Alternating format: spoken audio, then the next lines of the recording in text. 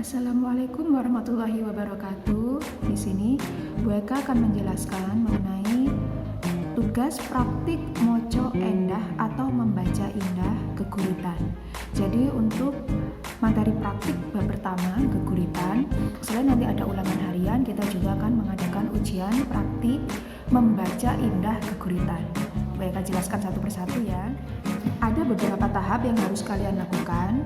Yang pertama ada tentukan geguritannya. Jadi di sini disebutkan bahwa pilih geguritan yang akan dibacakan. Nanti pilihannya terlampir akan Bu Eka berikan. Jadi kalian tidak perlu mencari sendiri geguritannya. Yang kedua diberi penjedaan. Jadi nanti setelah kalian memilih satu geguritan, kemudian silakan disalin, diberi catatan dan diberi penjedaan. Apa itu penjedaan? Sebentar lagi akan Bu Eka jelaskan. Kemudian yang ketiga adalah latihan membaca. Silakan berlatih membaca geguritan sesuai dengan penjedaan. Jadi diusahakan ketika nanti kalian membaca geguritan itu sesuaikan dengan penjedaan yang sudah kalian beri. Supaya apa? Supaya lebih lancar. Dan yang terakhir adalah praktik moco endah, yakni praktik membaca geguritan dan ketentuannya bagaimana Bu? Kita akan pelajari setelah ini. Baik, kalau kalian lihat pada slide ini ada contoh pemberian penjedaan. Jadi apa sih penjedaan itu? Penjedaan adalah berhenti sejenak. Bisa berhenti di dalam baris, dengan demikian antar kata atau antar tembung, bisa berhenti di akhir baris, dan juga bisa berhenti di akhir bait. Jadi kalau kalian baca di sini ada katekno materi enisoriki, perhatikan materi di bawah ini. Ada tondo, kemudian arti lan gunane. Ada garing 1, garing 2, garing 3 dan seterusnya. Yang paling sering kita gunakan cukup yang garis miring. Jadi garis miring 1 yang atas sendiri ini mandek sedelo saetungan, maksudnya adalah silakan berhenti sejenak 1 kali tarikan napas. Di mana biasanya yang berhenti 1 kali atau garis miring 1? Garis miring 1 digunakan di dalam baris. Jadi di dalam baris antar kata. Contoh di sini ada 10 tahun. Jadi garis 1 hanya digunakan di dalam baris. Yang kedua ada garis miring 2, ada garis miring 3. Garis miring 2 digunakan di akhir bait. Jadi setiap akhir bait kalau kalian berhenti, dia diberi garis miring 2. Artinya apa? Artinya berhentinya agak lama sedikit. Dan yang garis miring 3 digunakan di akhir bait.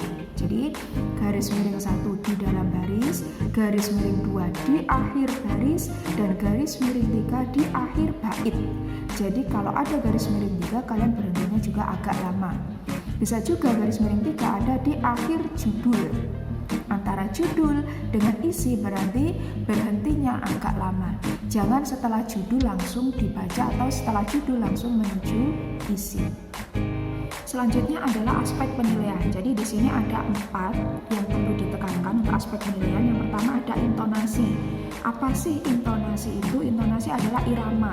Jadi ketika kita membaca geguritan pasti ada kalanya nada tinggi, ada kalanya nada rendah. Ketika kita sedih, ketika kita marah, ketika kita berapi-api, itu kan intonasinya berbeda. Membaca geguritan tidak selamanya datar terus, itu yang namanya intonasi. Yang kedua ada yang namanya pelafalan atau artikulasi. Jadi artikulasi adalah kejelasan pengucapan. Kejelasan pengucapan setiap kata bahkan huruf dalam membaca geguritan. Contoh ya, kalau dalam bahasa Jawa geguritan, cara kita baca loro dan loro itu kan beda. Jadi kejelasannya juga mempengaruhi dari arti si geguritan itu sendiri. Kemudian ada ekspresi atau mimik wajah, itu sudah jelas. Dan yang terakhir ada gestur. Maaf, itu harusnya gestur. Gestur adalah gerak kecil. Contoh gerak kecil itu apa? Gerakan tangan. Jadi terkadang kita membaca geguritan atau membaca puisi pasti tangan ini akan ikut. Itu namanya gestur. Ya. Selanjutnya ada tahapan yang harus kalian lakukan sebelum membuat rekaman. Jadi nanti membuat praktiknya adalah dengan rekaman. Yang pertama, tahap 1, pilih salah satu geguritan yang sudah disediakan. Nanti geguritannya akan mereka sediakan. Yang kedua, tulis di buku catatan masing-masing satu geguritan yang sudah dipilih, seperti yang sudah Bu Eka berikan di awal. Jadi nanti silakan pilih satu saja geguritan, ditulis di buku catatan. Kemudian yang ketiga, diberi penjedaan. Kita gunakan hanya cukup garis miring 1, garis miring 2, dan garis miring 3 saja. Untuk tanda yang lainnya tidak perlu.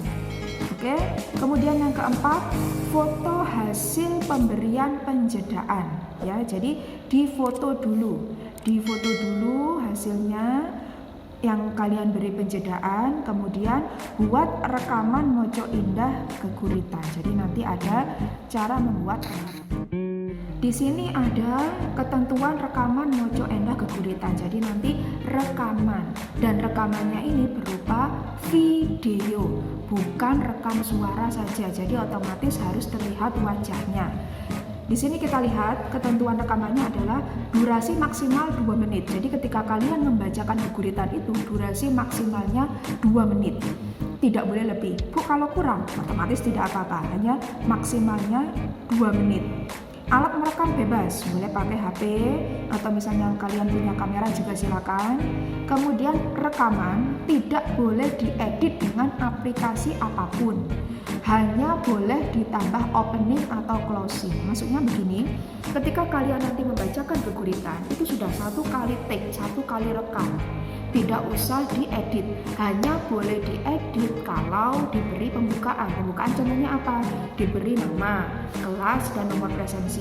Nah, itu boleh ditambahkan, tapi untuk pembacaan harus 1 kali take, tidak ada edit. Maksudnya apa? Suaranya ditambahkan di akhir, tidak perlu. Tidak ada editing juga berarti tidak perlu ditambahi musik background ya, tidak usah. Jadi hanya pembacaan murni, kalian membaca saja, tidak perlu diberi musik, tidak perlu diberi apapun, cukup kalian membaca apa adanya. Hanya boleh diberi opening atau closing misalnya terima kasih, gitu aja. Selama pembacaan, sekali lagi, tidak ada editing, tidak ada tambahan suara, tidak ada tambahan background. Kemudian yang terakhir, pengumpulannya adalah Bu Eka beri waktu 2 minggu setelah tugas ini diberikan. Jadi sekali lagi, pengumpulan rekaman videonya 2 minggu setelah tugas ini. Nah, ini bisa kalian lihat teks geguritannya. Nanti ada 2 pilihan teks geguritan. 1 ada Dudu Rembulan Dening Sumono Sandi Asmoro, yang kedua ada Uripku. Jadi kalian hanya memilih dari 2 geguritan ini saja. Nanti juga Bu Eka akan tampilkan di GCR ya. Oh, ada juga, boleh juga milih geguritan yang ketiga. Jadi maaf, ada 3 geguritan.